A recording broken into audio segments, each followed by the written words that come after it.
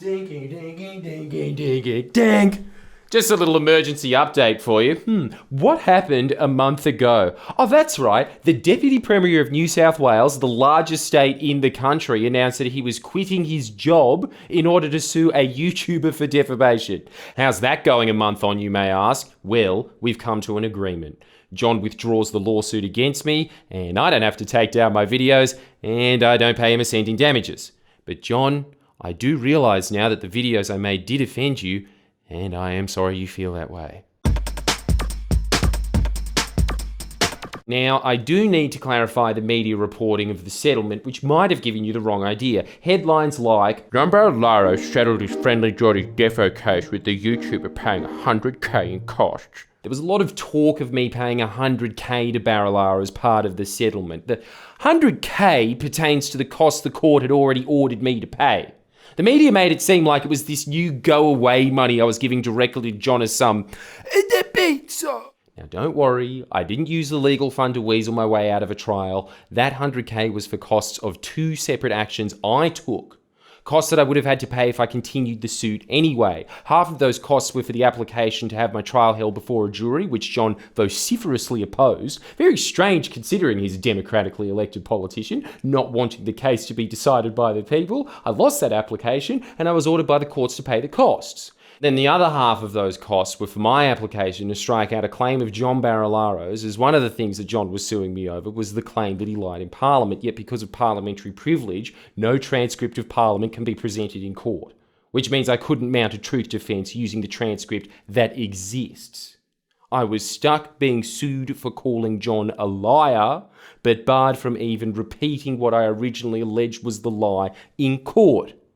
I brought forward an application to get the claim struck out, but I lost, so I had to pay for that application. If I did go to trial, it was set in stone that I would have been legally barred from a truth defence on that imputation. Talk about fighting with one hand behind your back. I was ordered to pay costs because of an issue that only arose because John was a politician. Wish I had parliamentary privilege. Maybe I won't upload videos anymore. I'll just get Adam Searle to read them out in Parliament and David Shoebridge to dress up and do the act outs. Now, to be completely forthright, there are a few things that I do have to do.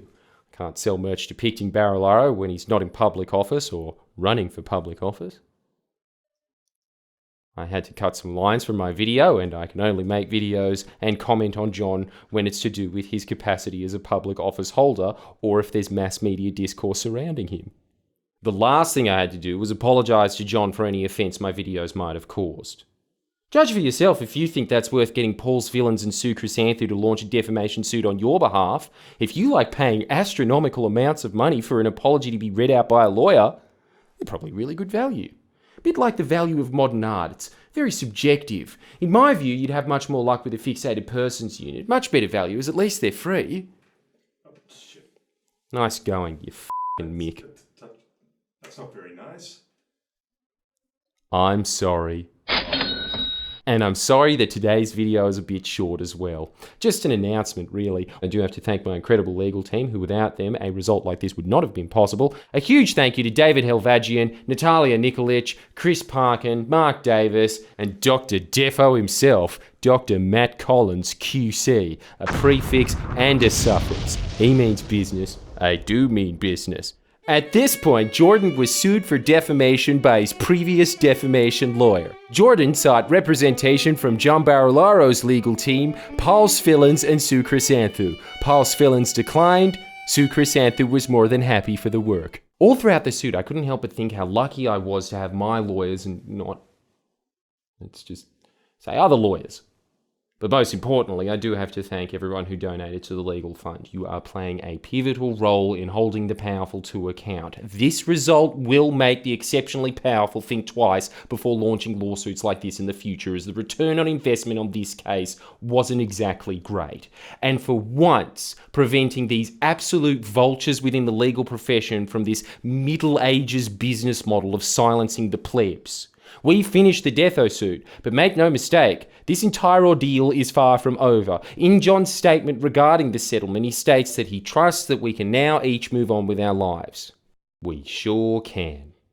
to focusing on John's involvement in sending a terror unit to my producer's house. I'm so glad we're all on the same page here that I shouldn't be wasting my time and the legal fund on a pesky civil defamation suit where we still have to deal with the criminal mastermind trial of the century. I think that's a better use of the legal fund than being stuck without a truth defense in a lawsuit primarily about someone being offended, when I could refocus all those resources away from that by simply saying, soz, bruz.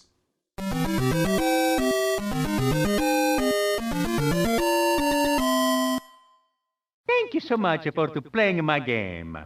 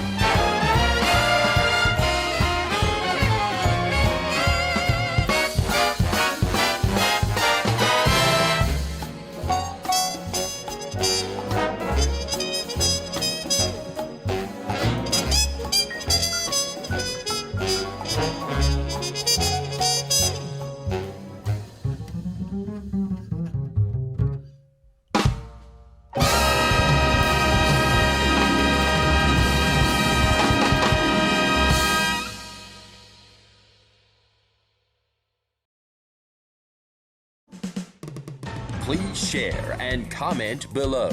Comment.